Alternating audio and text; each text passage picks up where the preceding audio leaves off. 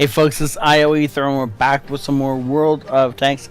As you can see, this is NASA in his Type 4 Heavy. This is a Tier 10 game on Lakeville. Ooh, and this is an encounter battle. And so yes, I know his name says something other than NASA. However, last time I tried to pronounce his name, he promptly told me just to stop. Call him NASA. So, now I do.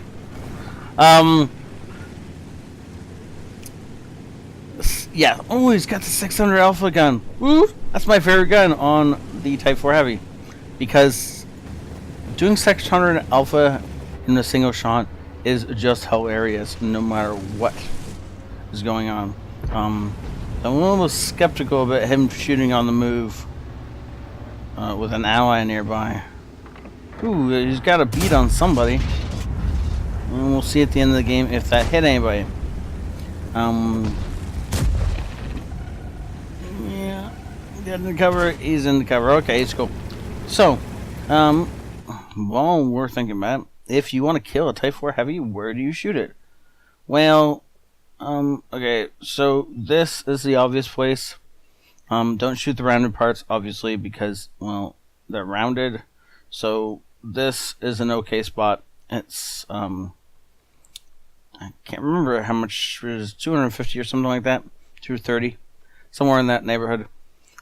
So it's fairly high. You anything tier 9, 10 should be okay penning it. Don't shoot this; you won't go through, or you might, but it's harder. Don't bother. It's hard to tell because of the fact that there's stuff behind him. But anyways, so this part of his tank. These aren't actual weak spots as much as they look like they're weak spots. The places you'd have to hit would mean that you'd have to be this close and still aiming really carefully in order to hit the weak spots on the front. It's not worth shooting at this unless you have to. And there's the cheeks of the turrets. Now they're as well armed as anything else, and of course don't bother shooting the gun mantle. So, weak spots. There aren't many. This is about the best weak spot you're going to get from the front. Now, if you're going to shoot for a Type 4 Heavy, just shoot for this band here, and you have a decent chance of going in. If you can, obviously shoot for the lower glacis. That goes for just about every tank ever, no matter what. Capole is a bit rounded, so if you have to, you can shoot it, but it's kind of something that's trolly. You're going to bounce off some of the time. For no good reason. Now, when they get to side scraping, here's where it gets good. So, heavy tanks will eventually end up side scraping. We're going to look this way because this gun's over here. And so, you've got enough of this that don't bother shooting any of this. Your spaced armor and whatnot will just make it incredibly difficult to pen. But this little spot right here, the cheek of the armor, when he's side scraping like this, this flattens out to 200 millimeters. Yeah, there is no better place to put a shell through than right here. And I'm pretty sure his ammo rack is somewhere on the other side of this. So you put a shell through here, you have a decent chance of hitting his ammo rack, and you're definitely going to go through the 200 millimeters, assuming you're tier 8, 9, 10, whatever, right? Gold if you are lower tiers and you need to. So that is how you kill a Type 4 Heavy. And so we wander into the town to start doing the heavy tank thing. We said the enemy E75 is over here. Our E75 is over there. That effectively takes both of them out of the battle. They are going to be basically null and void for the rest of the game. Oh, he hit something. I'm pretty sure he hit something. That was a blind shot and a complete guess. He had no idea. That was not the last known address of the T100 LT. That was a complete just knowledge of the game guess, and I'm pretty sure he hit something.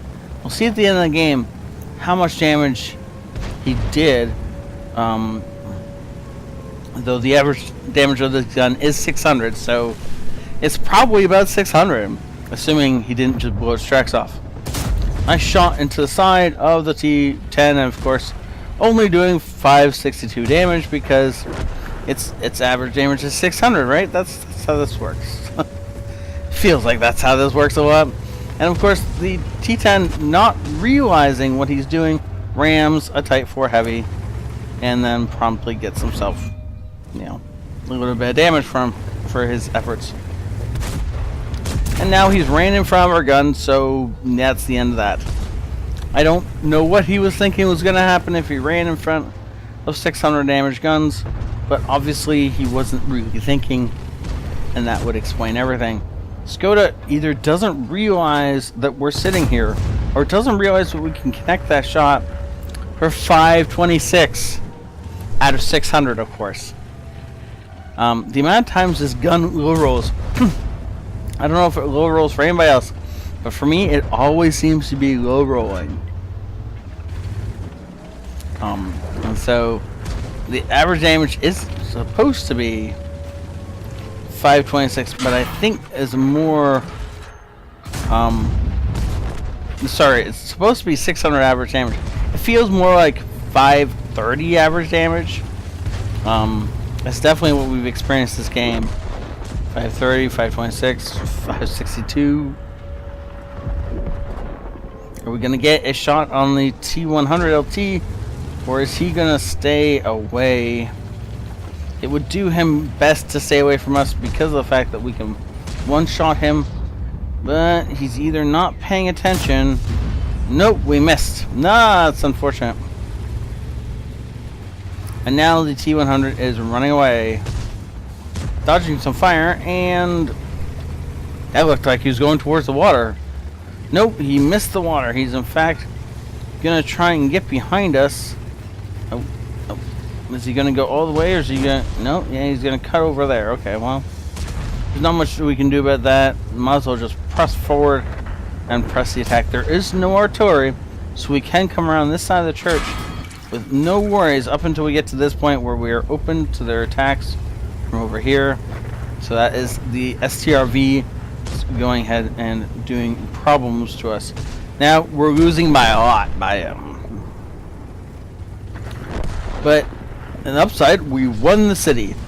So assuming that we can continue to cap, we can actually secure this game. We do have to kill that T100 LT though. Uda is on fire, and T100 LT goes down. And LTTB, all you had to do was average roll. We haven't yet not even seen a roll above 600 in this game yet.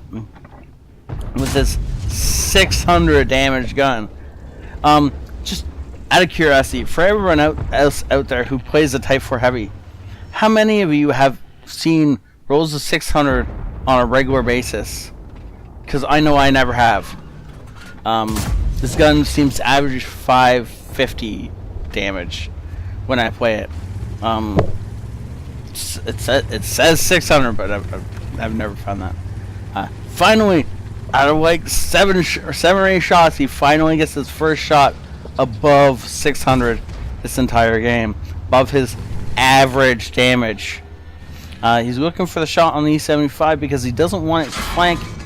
It does, however, put us in a great spot for the STRV to take a pot shot into us, which is unfortunate and painful. And because of the fact that we repaired our tracks, unfortunately, it means no repair on the ammo rack. Yeah, that's what I was trying to say. Ammo rack repair. And so we're gonna wait a while before we can put a shot into this IS-3. IS-3's hanging around though. He either doesn't realize the danger or thinks he's above it.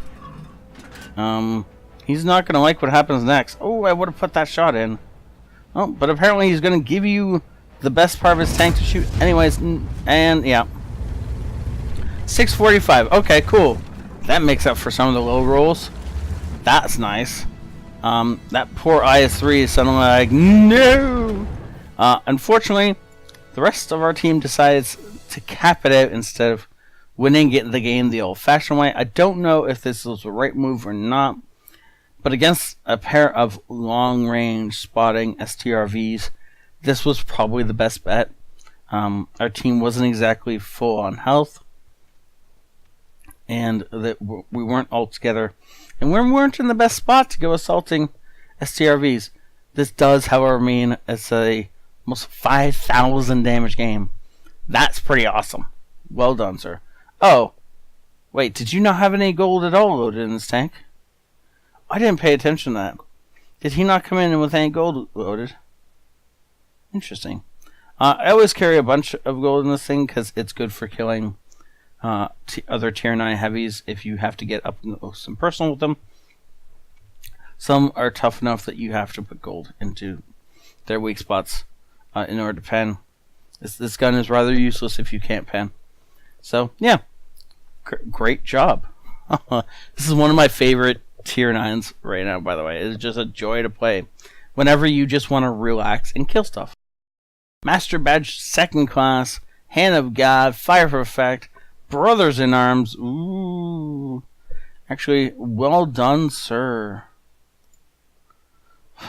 With 4,000 damage, the Brothers in Arms comes at almost equal on experience with his buddy Verninator, who I completely forgot to introduce. My bad, Verninator. Only gets 2,000 damage. 6,000. Wait. How do you get so much experience?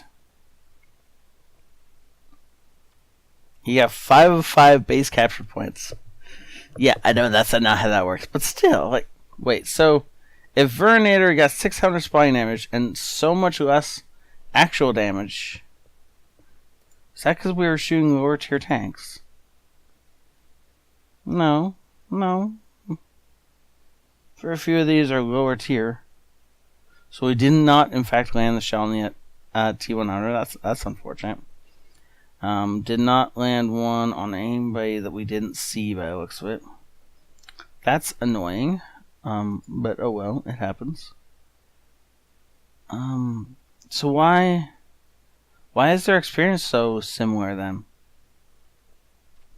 Kills are exactly the same. There's a difference in epic medals. You got Steel Wall over here, whereas he just has the Brothers in Arms. I don't understand why their experience is so similar when their damage is so far apart, and they're both. I mean, the only shot we put into anything other than a tier 9 or 10 tank is the shot into the IS-3. I mean, 9, 10, right? I mean, everything but that one shot into the IS-3 was into a 9 or 10. Well, I guess that means that everything he put in could have been into 10s, but still. Someone could explain this gap in like, I don't understand why the experience is so close.